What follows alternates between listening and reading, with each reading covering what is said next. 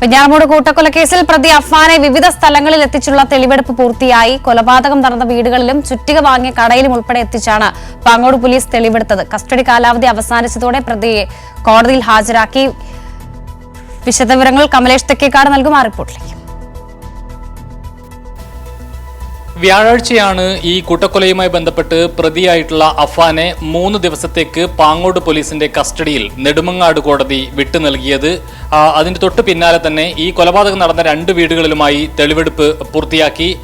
ഇന്നിപ്പോൾ രാവിലെ മുതൽ ഈ ചുറ്റിക വാങ്ങിയ കടയിൽ, അതായത് വെഞ്ഞാറമൂട് ടൗണിലുള്ള ഈ ചുറ്റിക വാങ്ങിയ കടയിൽ, അതുപോലെ തന്നെ ഈ പിതൃമാതാവിനെ കൊലപ്പെടുത്തിയ ശേഷം ഈ മാല പണയം വെച്ച ധനകാര്യ സ്ഥാപനത്തിൽ, അതോടൊപ്പം ഈ ചുറ്റിക ഇട്ടുകൊണ്ടുപോകാൻ വാങ്ങിയ ഒരു ബാഗ് വാങ്ങിയിരുന്നു. ആ ബാഗ് വാങ്ങിയ കടയിൽ, ഇങ്ങനെ ഇത്തരത്തിലുള്ള ചില വിവിധ കടകളിൽ എത്തിച്ചാണ് ഇന്ന് തെളിവെടുപ്പ് പൂർത്തിയാക്കിയത്. ഉച്ചയോടുകൂടി തെളിവെടുപ്പ് പൂർത്തിയായി. അതോടൊപ്പം വിശദമായ ചോദ്യം ചെയ്യലും പൂർത്തിയാക്കിയതിനു ശേഷം ഇന്ന് വൈകിട്ടോടെയാണ് ഈ പ്രതിയെ നെടുമങ്ങാട് കോടതിയിലെ മജിസ്ട്രേറ്റിന്റെ വസതിയിലെത്തിച്ച് ഹാജരാക്കിയത്. ഇതിൽ ഏറ്റവും പ്രധാനപ്പെട്ട ഒരു കാര്യം, ഈ ചോദ്യം ചെയ്യലുമായി ബന്ധപ്പെട്ട് നേരത്തെ നൽകിയ മൊഴിയിൽ തന്നെ പ്രതിയായിട്ടുള്ള അഫ്ഫാൻ ഉറച്ചു നിൽക്കുകയാണ്. സാമ്പത്തിക കാരണങ്ങളാണ് ഈ കൊലപാതകങ്ങൾക്ക് ഇടയാക്കിയത് എന്നതായിരുന്നു അഫ്ഫാന്റെ മൊഴി. അതിൽ ഇപ്പോഴും പ്രതി ഉറച്ചു നിൽക്കുന്നു. അതോടൊപ്പം തനിക്ക് ഏറ്റവും പ്രിയപ്പെട്ട ആളുകളാണ് തൻ്റെ ഉമ്മ, അനിയൻ, അതുപോലെ തന്നെ പെൺസുഹൃത്ത്. അവരില്ലാതെ തനിക്കും താനില്ലാതെ അവർക്കും ജീവിക്കാൻ കഴിയില്ല എന്നുള്ളതാണ് സാഹചര്യം. അതുകൊണ്ടാണ് കൊല്ലപ്പെടുന്ന അല്ലെങ്കിൽ കൊലപാതകത്തിലേക്ക് ഒരു തീരുമാനമെടുത്തപ്പോൾ അവരെ എല്ലാവരെയും കൊലപ്പെടുത്താനുള്ള ഒരു തീരുമാനം കൈക്കൊണ്ടത് എന്നുകൂടി പ്രതി ആവർത്തിച്ച് മൊഴി നൽകുന്നു.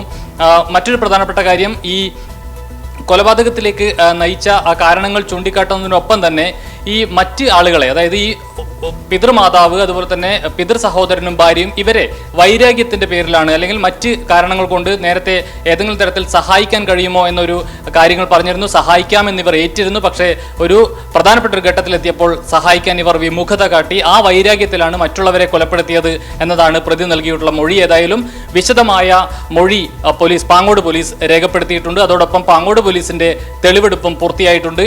ഇനി വരും ദിവസങ്ങളിൽ തിങ്കളാഴ്ച ഉൾപ്പെടെ മറ്റ് കേസുകളിൽ കൂടി പ്രതിയെ കസ്റ്റഡിയിൽ വാങ്ങേണ്ടതുണ്ട്. വെഞ്ഞാറമൂട് പോലീസാണ് മറ്റ് കേസുകൾ അന്വേഷിക്കുന്നത്. സ്വാഭാവികമായും വെഞ്ഞാറമൂട് പോലീസ് തിങ്കളാഴ്ച പ്രതിക്കായി കസ്റ്റഡി അപേക്ഷ നൽകും.